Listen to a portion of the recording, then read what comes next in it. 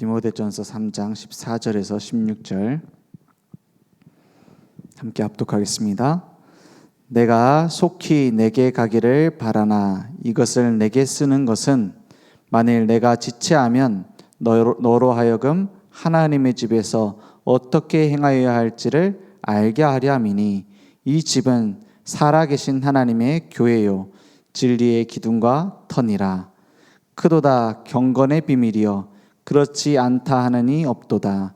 그는 육신으로 나타난 바 되시고 영으로 의롭다 하심을 받으시고 천사들에게 보이시고 만국에서 전파되시고 세상에서 믿음 바 되시고 영광 가운데서 올려지셨느니라. 아멘. 오늘 하나님께서 우리에게 지금 살아계셔서 우리를 보고 계신다면 가장 중요한 게 뭘까요? 어디에 우리가 뿌리 내리고 있는가 하는 것. 진리 되시는 분은 오직 그리스도뿐이에요. 진리의 기둥과 터가 되는 교회.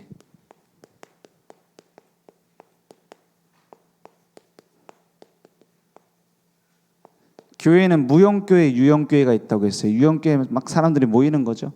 무형교회는 하나님이 나를 부르셨다라는 거예요. 그래서 한 명이 예배를 드려도 하나님 앞에 올바른 무형교회의 축복을 회복한다면 하나님 지금 세계의 역사를 바꾸실 수 있는 거예요. 그래서 이게 지금 그림입니다. 무슨 그림이냐면 건물 3개가 있어요. 우리 아이들하고 계속 얘기하는 건데 너무너무 중요한 건물이에요. 이 건물이 중요한 게 아니고 그 안에 있는 시스템이, 조직이 중요한 겁니다. 뭐냐? 여기에 119 소방서가 있는 거예요. 그리고 여기는 뭘까요? 경찰서 112. 그리고 119 하면 물론 여기도 옵니다. 뭐냐? 병원입니다. 이 안에 있는 그 시스템이 중요하잖아요. 그 역할이 중요하단 말이에요. 그러니까는 소방관이 출동 안 하면 어떻게 되죠? 그러면 온 동네 재앙지대가 되는 거예요. 경찰관들이 출동을 안 한다. 그러면 어떻게 돼요? 온 동네 범죄 도시가 되는 겁니다. 의사들이 일을 안 하고 응급실이 문을 닫는다. 환자들이 이제 죽어나가는 거예요. 그래서 지금 어떤 지금 상황이냐? 전 세계가 지금 영적 재앙을 당하고 있어요. 영적 재앙을 당하고 있어요. 그 재앙을 일으키는 원흉이 누구냐? 영적인 지금 뭐 어떤 존재가 일하고 있냐? 영적 도둑이 일하고 있는 거예요. 도둑이. 영적 도둑이 들어가지고 다 거짓말하면서 진짜로 필요한 영적인 건 다 뺏어가고 육신적인 걸 자꾸 갖다 주는 거예요. 그러니까 어디에 딱 걸려있냐? 영적 질병에 사람들이 다 사로잡히는 거예요. 그리스도 안에 있는 자는 어떤 자들이냐? 그리스도의 비밀을 누리는 자는 이 마귀의 권세에 지금 붙잡혀 가고 있단 말이에요. 지금 죄의 권세에 붙잡혀 있단 말이에요. 영적인 질병, 하나님 떠나 있는 이 문제 때문에 계속 고통당한단 말이에요. 그래서 우리는 뭐냐? 영적 의사예요.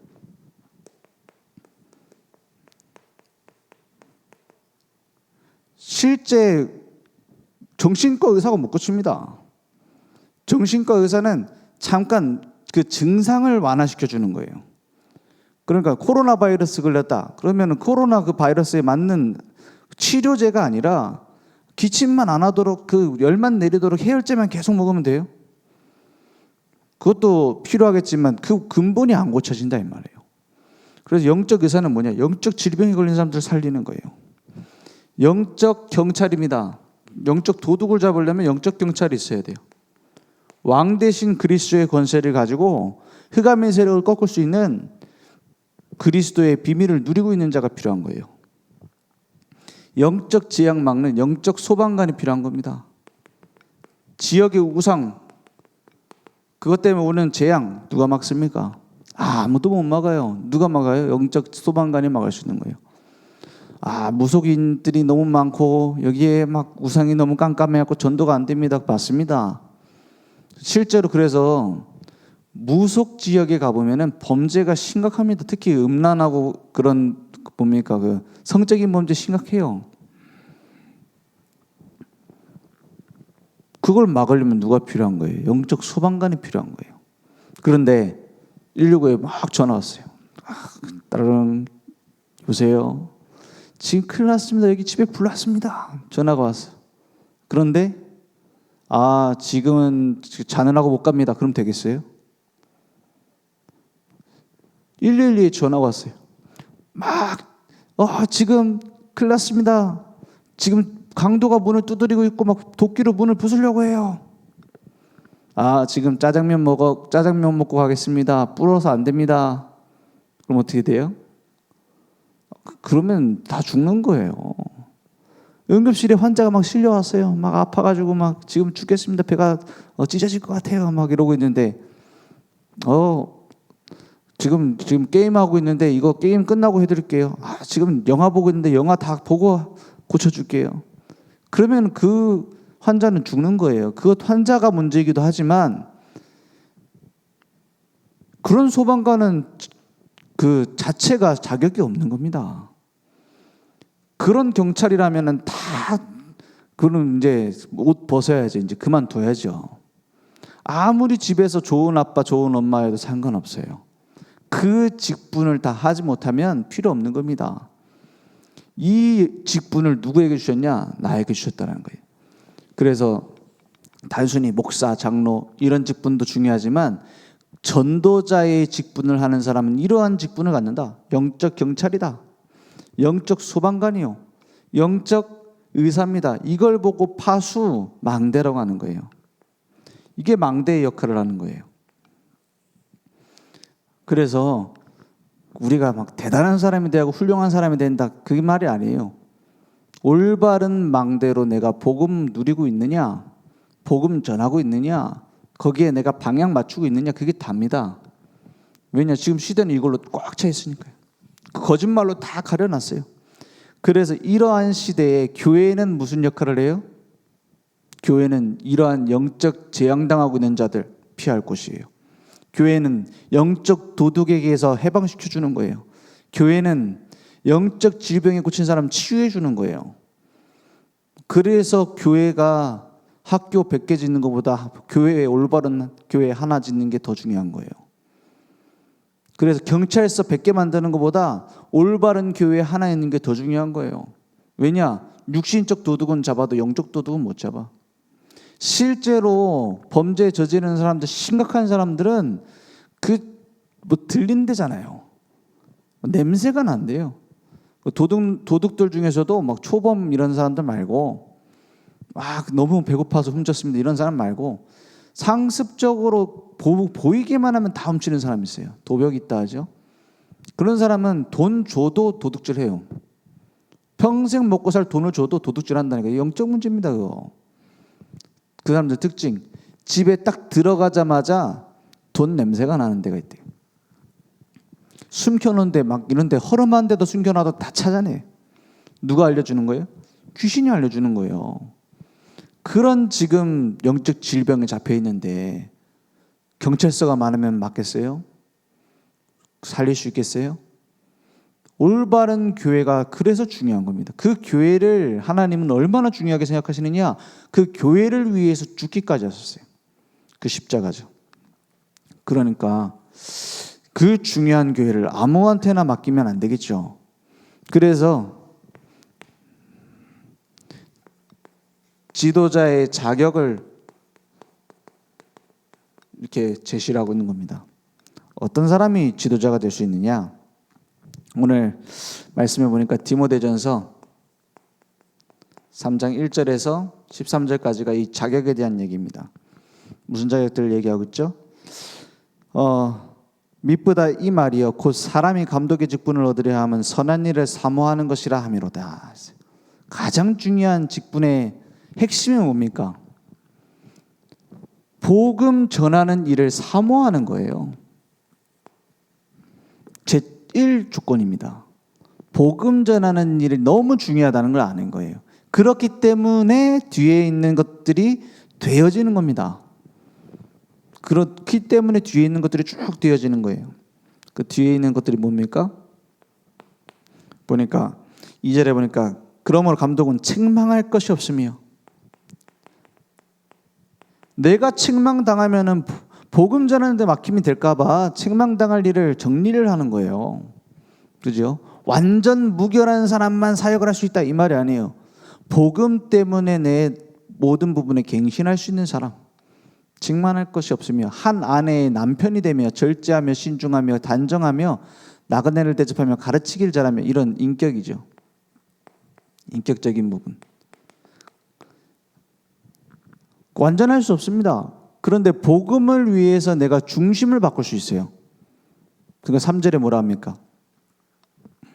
술을 즐기지 아니하며 구타하지 아니하며 오직 관용하며, 용서한다는 거죠. 다투지 아니하며 돈을 사랑하지 아니하며, 이게 다 이 인격에 대한 얘기입니다. 그러니까 이게 어떤 율법적인 기준을 말하는 게 아닙니다. 너는 그러니까 사역할 자격이 없다 이 말을 하려는 게 아니에요. 다 이 얘기들이 뭘 얘기하고 있는지 뒤에 나옵니다. 4절에 보니까 자기 집을 잘 다스려 자녀들로 모든 공손함으로 복종하게 하는 자라야 할 것이다. 이게 지금 중요한 자격이라는 거예요. 그리고 자녀 교육에 대한 얘기죠. 지금 이 자녀 교육을 잘 시키는 자를 감독을 세워야 된다 이 말이, 그건 자녀가 이상하니까 저 사람 안 되겠네 이렇게 받아들이면 안 됩니다. 자녀들을 잘 키우는 걸 보니 양들을 잘 치겠구나, 성도들을 잘 맡아서 도울 수 있겠구나를 보는 거예요. 5절에 보니까 사람이 자기 집을 다스릴 줄 알지 못하면 어찌 하나님의 교회를 돌보려, 그 말이죠. 새로 입교한 자도 말지니 교만하여져서 마귀를 정죄하는 그 정죄에 빠질까 하며, 이게 무슨 얘기냐면 이제 믿은 지 얼마 안 됐는데 믿음이 순수할 수 있잖아요. 그리고 굉장히 진취적일 수 있고, 원래 내가 가지고 있던 그 우상 숭배하던 체질이 딱 방향을 바꿔서 와 열심히 믿어야지 이렇게 갈 수도 있어요. 그러니까 그렇게 해서 지금 당장 잘하고 있는 사람, 신앙생활을 잘하는 것처럼 보이는 사람, 혹은 열심으로 하고 있는 사람 구분이 안 되잖아요. 이 사람 진짜 복음에서 나오는 열정인지. 그런 사람을 함부로, 새 가족을 함부로 세우지 말라는 말은 그런 의미입니다. 그 사람이 넘어질 수 있으니까. 그죠? 갖고 있는 체질이 충분히 바뀌지 않았는데 은혜 받아서 막 하다 보니까 그걸 되게 사명자네 하고 세웠다가 넘어질 수 있기 때문에 함부로 세우지 말라는 거예요. 그러니까 이건 어느 정도 막 경력이 쌓여야지 일을 하지 이 말이 아닙니다. 조심하라는 거예요. 그런 부분에 있어서. 그 중심을 우리가 다 모르니까. 또한 외인에게서도 선한 증거를 얻은 자라야 할지니, 이건 무슨 말이냐면 불신자들이 봤을 때도 이상한 사람은 아니다. 그 맞죠? 저 사람 괜찮은 사람, 저 사람 목사해도 되겠다. 이러한 증거를 받은 자라야 된다. 비방과 마귀의 올무에 빠질까 염려하라 했어요. 그래서 복음 안에 있는 지도자 한 명이 잘못 세워져 버리면은 복음 자체에 대해서, 그 복음 전하는 교회에 대해서 다 욕할 수 있어요. 그래서 조심하는 겁니다. 그래서 행실도 조심을 해야 되는 거예요. 그 행실을 잘못해서 구원을 잃어버린단 말이 아닙니다. 복음이 너무나 귀하기 때문에 그걸 싸고 있는 포장지를 허름하게 하지 말라는 거예요. 그래서 8절에 보니까 이와 같이 집사들도, 앞에 위에는 감독입니다. 주로 목회자라고 보면 되겠죠. 그 집사는 평신도, 전도자, 중직자, 장로 이렇게 볼 수 있겠죠. 물론 그렇게 딱 구분되는 건 아닙니다. 이와 같이 집사들도 정중하고 일구이연을 하지 않으면 한 입으로 두말하지 않고 술에 임박히지 아니하고, 술 계속 이제 중독돼서 마시는 것만 하죠. 더러운 일을 탐하지 아니하고, 더러운 이익을 탐하지 않는다는 거예요. 그런 경우 있잖아요. 저는 그런 경우 많이 봐서 사업을 하는데 약간 편법적인 거예요. 혹은 건물 짓는데 이거를 조금 빼돌리면은 이득이 되는 거예요. 근데 내가 신자라. 근데 주변 다 그렇게 해요. 그러니까 그렇게 안 하면 나만 가격이 확 뛰는 거예요. 다른 사람은 다 그 중간에 해서 이제 자기들이 먹는데 거기에서 갈등을 하는 경우가 많아요. 그럴 수 있는 거죠. 그럴 때 어떻게 해야 되죠? 나는 세상하고 달라. 이렇게 탁 틀어야 됩니까? 하나님이 원하시는 것이 뭘까 기도해 보는 거예요. 그죠? 더러운 이익을 위해서 다른 사람의 손해를 끼치는 혹은 복음에 손해가 되는 일을 내가 탁 이익이 닥친다. 그러면 어떻게 됩니까? 그 이익이 온다. 그럼 어떻게 됩니까? 거기에서 내 모든 신앙의 중심이 다 나오는 거예요. 교회에 앉아가지고 예배드리고 앞에 나와서 대표 기도하고 이럴 때는 몰라요. 언제 드러나요? 자기에게 이익 손해가 딱 닥쳤을 때 자기 신앙의 본질이 딱 튀어나오는 겁니다. 그런 사람 많아요. 막 앞에서 은혜 되는 거 얘기 잔뜩 하고 조금 싫은 소리 들으면은 막 마음에 담아두고 상처되고 막 다른 사람 해치고 이런 사람 얼마나 많습니까? 그러니까 중심을 말하는 겁니다. 깨끗한 양심에 믿음의 비밀을 가진 자라야 할지니. 이에 이 사람들을 먼저 시험하여 보고 그 후에 책망할 것이 없으면 집사 직분을 맡게 할 것이 시험하여 보라 했어요. 이러한 자격이 되는지 시험을 해보라. 그리고 나서 책망할 것이 없으면 집사의 직분을 맡게 할 것이요 이랬어요. 여기에 자격이 안 되면 잘라라 이 말이 아닙니다. 이렇게 경고를 하는 거야. 네가 하나님 자녀면 하나님 자녀답게 살아야지. 그게 뭔 상관인데요? 이런 식으로 하는 사람도 있어요. 하나님의 말씀에 순종하지 않는 거죠. 하지만 아직 남아있는데 영적인 문제가 있을 수 있어요. 그렇죠? 완벽한 사람은 없잖아요. 그 바울을 들어다가 얘기를 해볼까요? 바울도 자기 자녀가 없어요. 그러니까 온전한 가정을 이루는 사람도 아니에요. 그리고 많은 신학자들이 뭐라면은 복음 받은 뒤로 그 전에 있었던 가정을 버리고 이혼했다라고 보는 사람들이 많아요. 그러면 자격이 없습니까? 그 말이 아니에요. 그럴 만한 이유가 있었어요. 그죠? 복음 전하는데 유익한 것이 홀로 서는 거였어요. 그러니까 그게 책망할 만한 일이냐 따져봐야 되는 거예요. 하나님 앞에서 복음을 위해서 내 혈기와 방탕 때문에 가정을 버린 게 아니란 말이에요. 그러니까 이러한 중심을 정확하게 봐야 되지 그 행위 자체를 보는 게 아니죠. 그래서 여자들도 이와 같이 정숙하고 모함하지 아니하며 절제하며 모든 일에 충성된 자라야 할지니라 이렇게 말이죠. 충성됐는가? 진실하게 하고 있는가? 그죠? 그냥 맡은 바 됐으니까 한다가 아니에요. 내 일처럼 하는 걸 보고 충성이라고 말해요.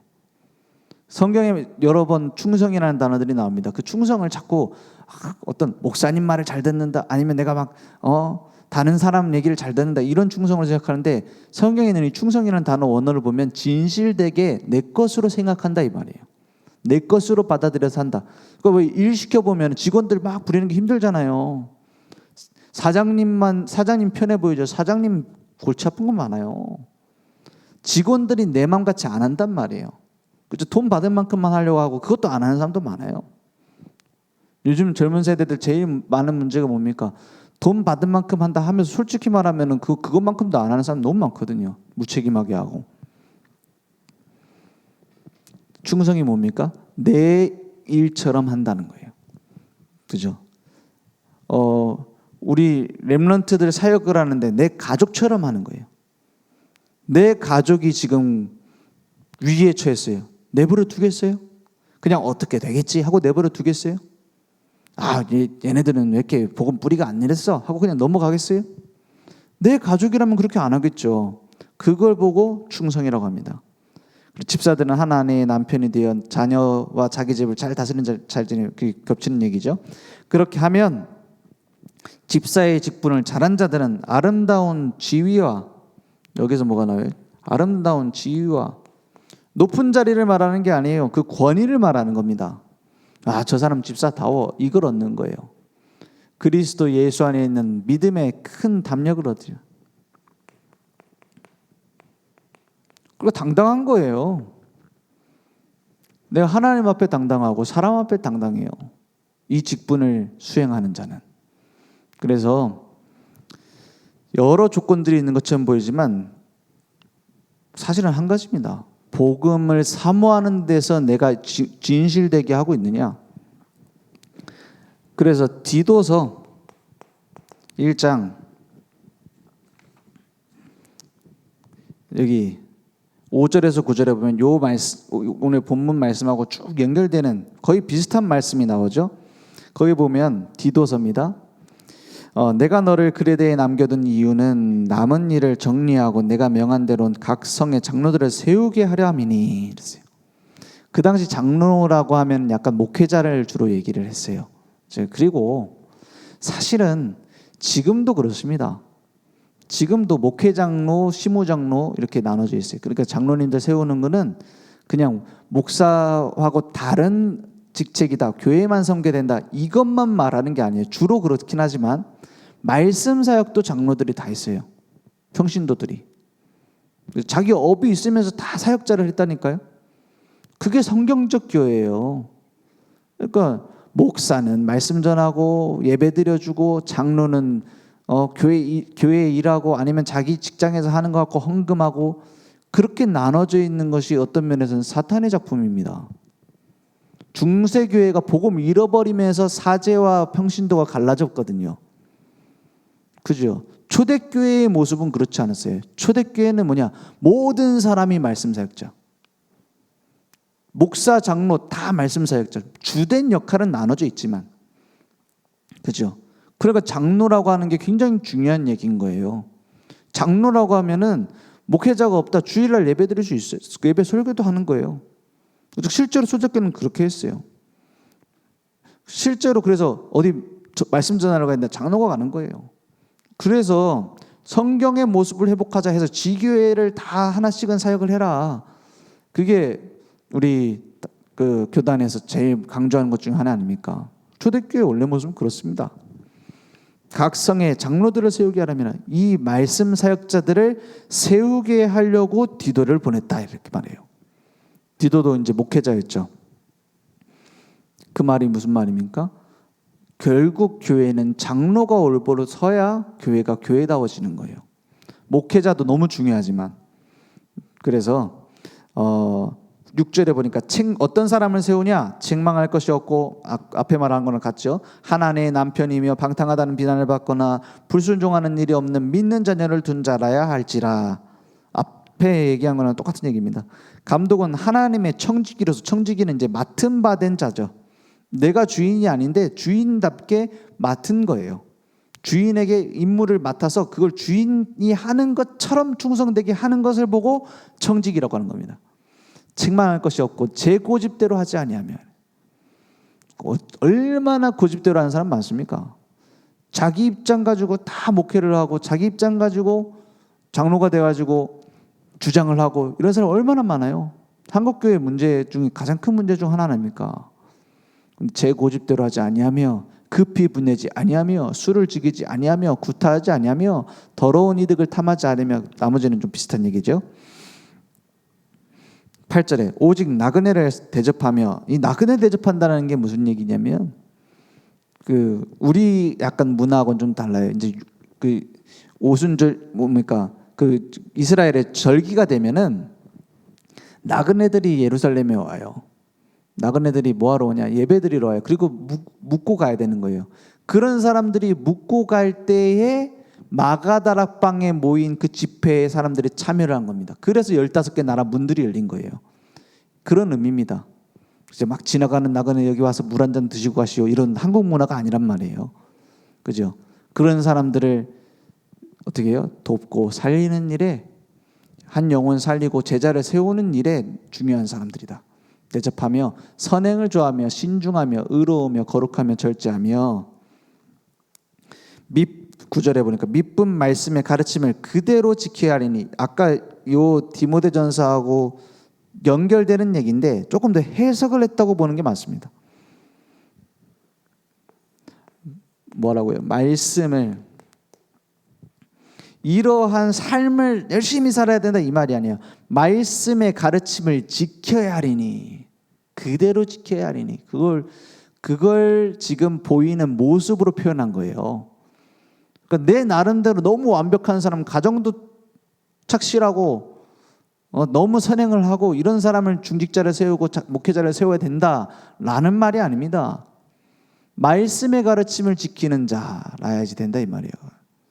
중직자, 장로, 목회자 다 어떤 사람을 세우라고요? 말씀의 가르침을 따르는 사람. 이는 이유가 나와요. 능히 바른 교훈으로 권면하고, 바른 교훈으로 이 말씀을 가지고 교훈하고 권면하는 겁니다. 그러니까 자기도 불신자 6가지 상태 쭉 얘기하는데 불신자 사는 것을 부러워해요. 그죠? 하나님의 말씀이 전혀 적용이 안 돼요. 그러니까 훌륭해야 된단 말이 아니에요. 말씀과 내 삶이 어떤 상관이 있을까를 찾지 않는 사람은 계속 그 자리에 머물러 있어야 돼요. 불신자처럼. 그래서 능히 바른 교훈으로 권면하고 거슬러 말하는 자들을 책망하게 하려 함이라. 자기도 말씀 따라가지 않는데 어떻게 책망합니까? 자기도 말씀 따라가지 않는데 그 말씀이 뭐가 맞아요? 니네 똑바로 하세요 라는 말에 할 말이 없잖아요. 그렇죠? 그렇게 하기 위해서 갖추는 거지 우리가 이렇게 열심히 해야지 구원받는다 이 말이 아니잖아요. 복음이 귀하면 귀한 삶을 귀한 향기를 품어낼 이유도 있는 거예요. 그죠? 그러한 의미를 말하는 겁니다. 왜 그렇게 까다롭게 세워야 되냐 이 말이 아니에요. 말씀을 가지고 가르쳐야 되는데 그 말씀 전하는 자로서 책망받아서 되겠느냐. 복음이 귀한 줄 알면 조심해야죠. 어떤 사람은 그렇게 말하잖아요. 막 죄 짓고 나서 그리스도 모든 문제 해결자 아니냐. 그걸 이제 불신자들이 보면 뭐라 하겠죠? 너무 뻔뻔하다. 어쩜 저럴까? 그래 얘기 안 하겠습니까? 역시 교회는 이상한 것들이 다니는데요. 이렇게 말하지 않겠어요? 그렇게 하지 않기 위해서 조심해야 되는 거예요. 그래서 이 중요한 사역을 두고 무엇을 하게 만들기 위해서 이렇게 중요하게 세워야 되느냐? 이건 좀 기니까 중간중간 보겠습니다. 바울이 에베소 지역, 오늘 디모데전서를 보냈던 그 디모데가 사역하는 곳이 에베소 지역이었어요. 그 전에 바울이 직접 사역을 하고 그 사역을 마무리하면서 에베소 지역에서 세워졌던 장로들을 모아놓고 특별히 훈련을 시킵니다. 밀레도라는 지역에 모여서 훈련을 시키는데 그때 했던 메시지예요. 사도행전 20장 이 말씀은. 그래서 장로들을 청해서 그들이 왔어요. 그래서 어떻게 행해야 될지를 쭉 얘기를 하는 거예요. 여기에서 우리가 잘 알고 있는 그 중요한 말씀이 나오죠. 내게 결박과 환난이 나를 기다린다 하시나 24절엔 내가 달려갈 길과 주 예수께 받은 사명 곧 하나님의 은혜의 복음을 증언하는 일을 마치려면은 나의 생명조차 조금도 귀한 것으로 여기지 아니하노라 그랬어요. 바울의 일생을 얘기하는 메시지입니다. 그래서 중심에 담긴 얘기를 하는 거예요. 은혜의 복음입니다. 핍박자요 박해자였던 이 바울이 은혜로 구원받았어요. 은혜로 쓰임받았어요. 은혜로 이 일을 위해서 죽게 됐어요. 순교하게 됐어요. 그 모든 것이 은혜다. 나의 생명조차 귀한 것으로 여기지 않는다. 지난주에 우리 같이 아이들하고 영화를 보는데 무슨 영화를 봤냐? 신의 악단 그 영화를 봤어요. 그 신의 악단 영화의 그 주인공 이름이 박교순이에요. 거꾸로 하면 순교박이라. 그 사람이 이제 군인이었는데 어떤 얘기가 나오냐? 북한에 많은 사람들이 이제 고난받고 있잖아요. 이제 예수 믿는다는 이유로 잡아 죽고 있잖아요. 잡아 죽이고 있잖아요. 그 가짜로 찬양대를 만들어서 다른 사람들이 봤을 때 우리는 종교의 자유가 있다. 이걸 보여줘야 이제 지원금을 받는 거예요. 가짜로 처음에 막 찬양하고 가짜로 이제 예배드리고 이렇게 하는데 이 사람이 점점 예수님을 만나게 되는 거예요. 점점 바뀌어지는 거예요. 그러니까 그 앞에서 가짜로 나와서 이제 말씀을 선포하는데 이 말씀을 선포해요. 내가 달려갈 길과 주 예수께 받은 사명. 그게 하나의 영화의 복선이죠. 이 사람 바울처럼 순교하게 될 것이다. 이 사람 복음을 위해서 일하다가 죽게 될 것이다. 그런 복선으로 쭉 깔려있는 이 말씀이에요. 나의 생명조차 조금 더 귀한 것으로 여기지 않는다. 그래서 나중에는 이 사람들이 진짜 불순분자다, 예수 믿는 사람들이 그 안에 있다, 다 죽여라, 그 명령을 받고 이 박 교수니 그 사람들을 살리려고 대신 죽습니다. 그리고 그 안에서 같이 이제 프락지로 들어가 있었던 사람 3명이서 다 이 사람, 그 예수 믿는 사람들을 남한으로 보내주려고 하면서 죽는 그런 얘기들이에요. 그럼 나중에 뭐라고 하냐, 이제 얻어맞으면서 죽어요. 이제 박교순 씨가 다 스포해버렸네. 근데 그 마지막 장면에 뭐라 하냐, 주님 내가 참 잘했지요, 이렇게 말해요. 그게 어떤 면에서 바울의 어떤 모습이잖아요. 핍박자여 박해자였는데 예수 믿는 사람 잡아 죽이던 사람이었는데 바뀌어졌어요. 그게 얼마나 큰 은혜입니까? 영원한 것을 위해서, 영원한 천국을 위하여 그 중심을 쭉 얘기를 하고 있는 거예요. 바울이 그렇게 말씀 전하고 있는 거예요. 그러면서 뭐라고 하냐, 28절에 보니까 이렇게 말하죠. 여러분은 자기를 위하여 또는 온 양떼를 위하여 삼가라, 조심하라 이 말이에요. 성령이 그들 가운데 여러분을 감독자로 삼고 하나님이 자기 피로 사신 교회를 보살피게 하셨느니라 했어요. 이 감독자라는 말이 위에서 보는 자라는 뜻이에요. 그 위에서 감독을 한다, 어떤 지위를 얘기하는 게 아닙니다. 위에서 봐야 양들이 어디로 가는지, 틀린 길로 가는지 보이잖아요. 근데 저는 중요한 의미가 보이더라고요. 이번에 이렇게 말씀을 받으면서 위에서 본다, 서밋 아닙니까? 그죠? 위에서 본다. 하나님의 입장에서 보면은 저 양을 어떻게 도와야 될까? 그걸 본다는 거 아닙니까? 너무 중요한 단어인 거 있죠. 위에서 본다. 하나님께서 이렇게 보고 계시구나. 하나님은 저 영혼에서 너무 사랑하시는구나. 하나님은 저 영혼을 향한 하나님의 계획이 있구나. 그걸 보지 못하면 당장 보이는 모습 때문에 정죄하게 돼요. 그래서 감독자, 너무 중요한 말입니다. 그리고 목자, 지금 목사라는 단어가 이 목자에서 나온 말이죠. 그 양을 치는 사람, 그런 양떼를 볼 수 있도록 장로도 목회자도 그렇게 세워진 거예요. 29절에 보니까 내가 떠난 후에 사나운 이리가 여러분에게 들어와서 그 양떼를 아끼지 아니하며, 무슨 사람들 있죠? 사나운 이리가? 사나운 이리는 뭘 얘기하는 거죠? 거짓 선지자들 얘기하는 거예요. 막 틀린 복음 전하는 사람들. 분명히 우리가 떠나면 그런 사람들이 와서 혼란을 주고 그 양들을 뺏으려고 할 것이다. 30절에 또한 여러분 중에서도 제자들을 끌어 자기를 따르게 하려고 어그러진 말을 하는 사람들이 일어날 줄을 내가 아노라. 이미 그런 일들이 많이 있었어요. 어그러진 말 무슨 말입니까? 뭐 그래, 예수는 그리스도지. 그런데 이러면서 말하는 거예요. 그런데를 조심하세요. 그래도 그렇지 조심하세요. 항상 그런 말로 속입니다. 31절에 그러므로 여러분이 일깨어 내가 3년이나 밤낮 쉬지 않고 눈물로 각 사람을 훈계한 것을 기억하라. 눈물은 중심입니다. 그래서 목회자, 중직자는 뭐냐? 눈물로 훈계하는 자예요. 그건 맨날 우는 울보라는 말이 아닙니다. 맨날 전화할 때마다 울면서 전화하고 이 말이 아니에요.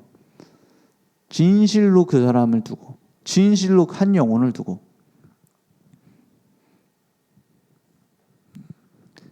막 권위를 내세우는 게 아닙니다. 눈물로. 32절에 지금 내가 여러분을 주와 및 그 은혜의 말씀에 부탁하노니 이랬어요. 사람에게 부탁하는 게 아닙니다. 주님께 부탁하는 거예요. 그 은혜의 말씀에 부탁하는 거예요. 그러니까 바울이 디모데전서에 이 보냈던 편지에서도 내가 빨리 가고 싶지만 너에게 지체될 수 있으니까 이 편지를 먼저 보낸다 하잖아요. 그 말씀에 부탁하는 거예요. 그 말씀이면 충분한 거예요. 그래서 어떤 면에서 목사님의 위로가 필요하고 목사님의 상담이 필요하고 그럴 수 있습니다. 근데 진짜로 우리를 위로하는 것은 은혜의 말씀뿐이에요. 그 말씀이 여러분을 능히 든든히 세우사 거룩하게 하심을 입은 모든 자 가운데 기업이 있게 하시리라. 그죠? 그 안에 다 있습니다. 그래서 35절에 이렇게 말했습니다. 범사에 여러분에게 모본을 보여준 바와 같이 내가 모델로 세워졌던 것처럼 수고하여 약한 사람들을 돕고, 이 약자라는 건 주로 믿음 약한 사람들, 상황이 지금 복음이 너무 절실히 필요하지만 자기가 안 되고 있는 사람들, 그런 사람들을 돕고, 또 주 예수께서 친히 말씀하신 바 주는 것이 받는 것보다 복이 있다 하심을 기억하여야 할지니라 했어요. 그 양을 칠 수 있도록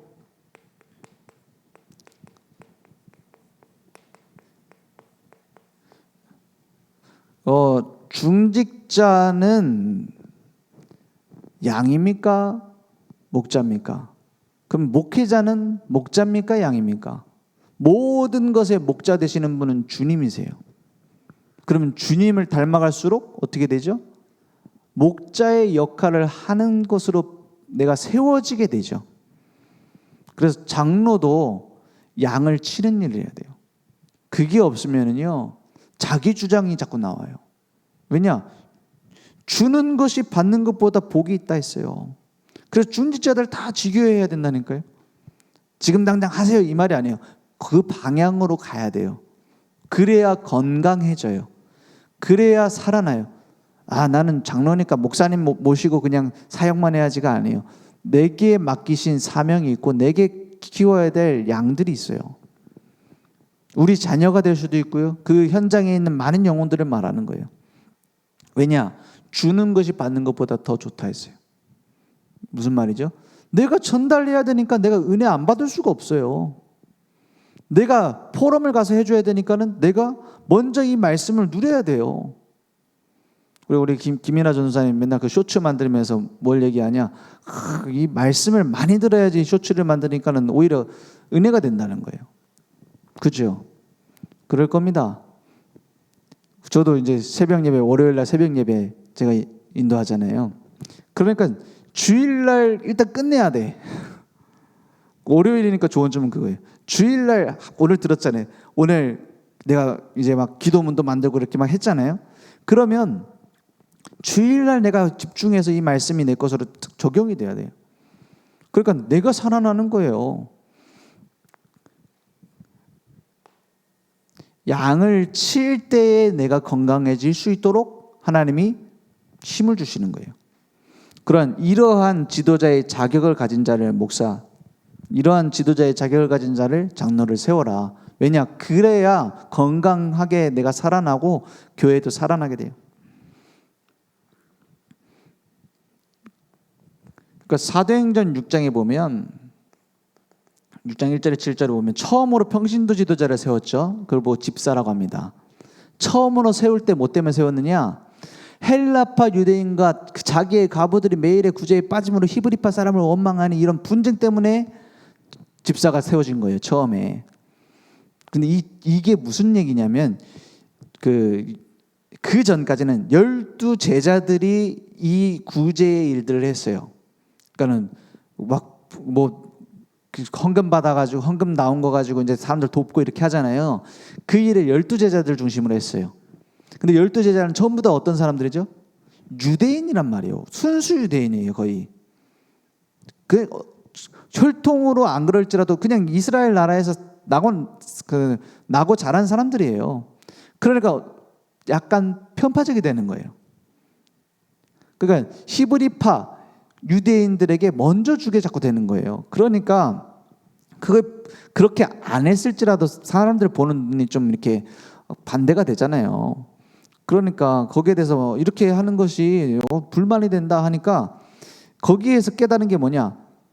중요한 갈등이 생길 때마다 갱신이 나오는 거예요. 2절에 보니까 12 사도가 모든 제자들을 불러 이르되 우리가 하나님의 말씀을 제쳐놓고 접대를 일삼는 것이 마땅하지 아니하니 그러면 사람을 세워라. 어떤 사람을 세우느냐? 3절에 보니까 형제들아 너희 가운데서 성령과 지혜가 충만하여. 성령 충만 무슨 말입니까? 기도의 사람이라 이 말이에요. 그죠? 말씀 붙잡고 기도하는 사람. 지혜가 충만해요. 사람들이 봤을 때도 지혜 있는 거예요. 칭찬받는 사람. 그러니까 뭐죠? 이게 책망받는 일이 없다 이 말이에요. 사람 7을 택하라. 우리가 이 일을 그들에게 맡기겠다 했어요. 그래서 7 집사가 세워집니다. 그리고는 우리는 오로지 기도하는 일과 말씀 사역에 힘쓰리라 하고는 7명이 세워지는데 7명이 전부 다 헬라파예요. 그 이름을 보면은 다 헬라파 유대인들입니다. 그 중에 대표적인 사람이 2사람이죠. 빌립과 스데반. 최초의 순교자가 목회자가 아닌 중직자였어요. 스데반. 그죠? 그리고 처음으로 사마리아 땅에 갔던 사람이 빌립 집사입니다. 복음 전하는 사역자였어요. 그래서 그들에게 안수하여 세웠더니 7절에 보니까 하나님의 말씀이 점점 왕성하여 예루살렘에 있는 제자의 수가 더 심히 많아지고 허다한 제사장의 무리도 이 도에 복종하니라 했어요. 그러한 일들이 일어났죠.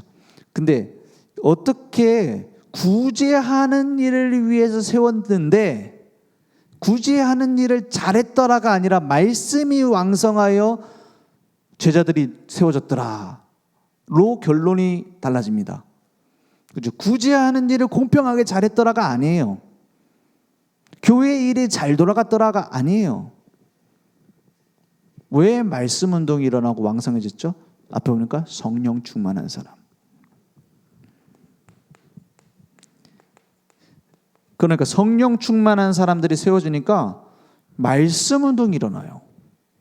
이게 중직자입니다. 성경이 있는 중직자. 이러한 지도자의 자격을 있는 사람을 뽑아야 된다 이 말도 맞지만 여기에 우리의 기준을 둬야 됩니다. 방향을 맞춰야 돼요. 그래 영적 소방관이 불 못 끄는데 무슨 소방관이에요.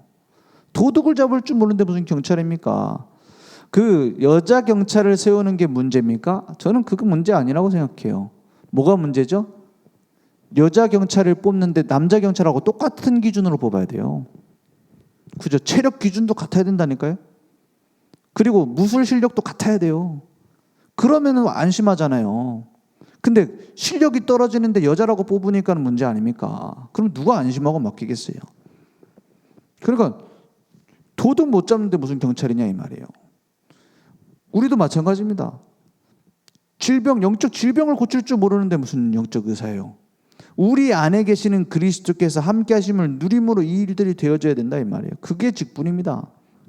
그러니까 어떻게 하면 그러한 자격을 갖추겠습니까? 자격이 있어야 될 거 아니에요. 근데 내가 이러한 자격이 된다 안 된다를 따지는 게 아닙니다. 기둥이 되어질 자격이 있어야 돼요. 이 시대가 무너지는 시대입니다. 그래서 기둥 세워야 돼요. 어떤 기둥이냐? 오직 복음. 오직 복음만이 참된 진리입니다. 오직 복음 되는 사람으로 우리가 세워지면 돼요. 나는 중직자가 되긴 했는데 아직 이 자격이 안 되는 것 같다. 오직 복음으로 시작하면 돼요. 전부 거짓말만 하고 있어요. 우리의 각인된 것 복음으로, 뿌리 내린 것 복음으로, 체질 복음으로 여기에 우리가 집중하면 됩니다. 오직 복음에 집중하는 거예요. 그럼 내 생각, 마음, 영혼, 삶 변하게 돼 있어요. 그리스도께서 다 끝내셨다 했어요.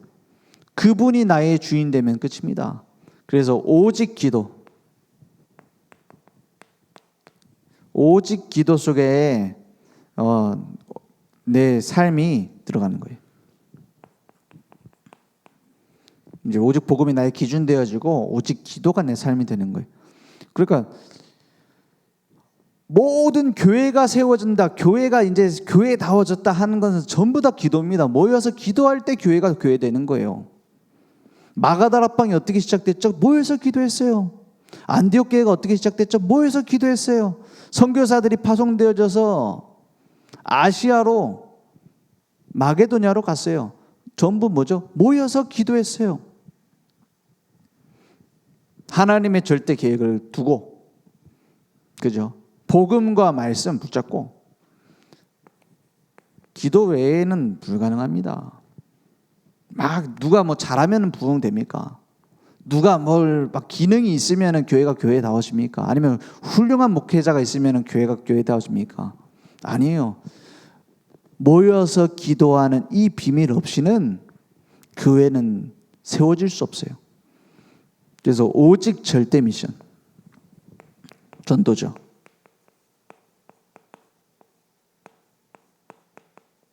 오직 절대 미션으로 하나님께서 원하시는 일에 방향 맞추는 거예요. 그 세 가지 뜰이죠. 다민족, 불신자도 포함입니다. 복음 못 들었으니까 아무도. 치유, 살려야 되니까요. 후대, 여기에 절대 미션이 있는 거예요. 하나님은 지금도 살아계시기 때문에 우리가 뭘 생각하고 어디에 꽂혀 있는지 다 압니다. 한마디로 오직 복음, 오직 기도, 오직 절대 미션 무슨 말입니까? 내가 어디 꽂혀 있는가 하는 거예요. 그래서 지금 우리 중요한 기도 제목입니다. 지금 세계 렘넌트 대회가 진행되고 있어요. WRC죠. 렘넌트 컨퍼런스. 여기에 많은 렘넌트들이 모이고 지금 15,000명 정도 모였다고 해요. 그 모이는 그 모임이 중요한 게 아닙니다. 그 모이는 정체성과 의미입니다. 황제를 살리는 영적 황제 무슨 말이죠? 지금 시대에 아무리 많은 걸 가져도 한 가지 답이 없어서 다 죽고 있어요. 그걸 할 남은 자들이 모이는 겁니다. 그래서 렘넌트 대회를 두고 기도하는 거예요.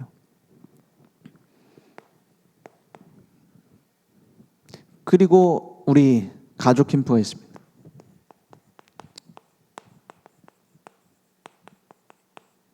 늘 좋은 교회 가족 캠프 8월 16일부터 진행이 되죠.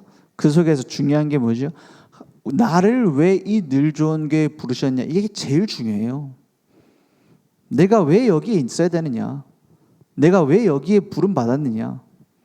그 미션을 발견 못하면 사실은 교회를 다니지만 그 구성원으로서의 응답을 못 받고 있는 거죠.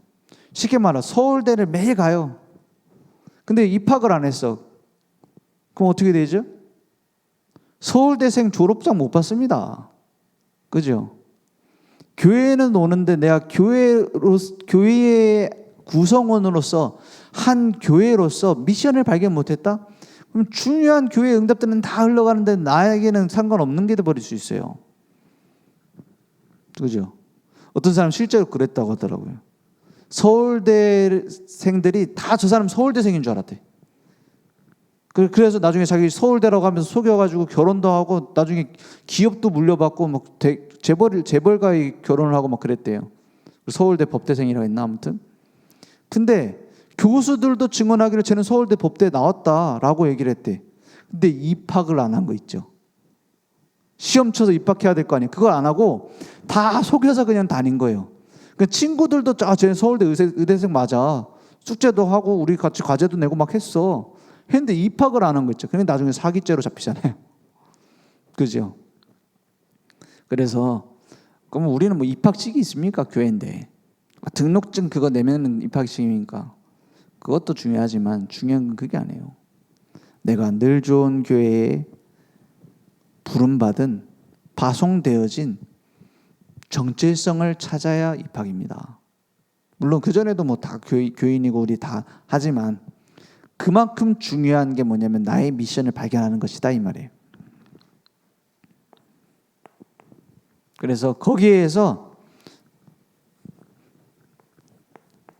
다른 사람이 아니면 나의 미션을 발견해야 돼요. 내가 전도를 열심히 하겠다. 내가 교회를 막 크게 세우겠다. 다 좋습니다. 근데 진짜 내가 찾아야 될 나의 미션은 어디서 오느냐? 하나님이 나를 부르신 이유가 뭐냐? 기도 속에서 나오는 거예요.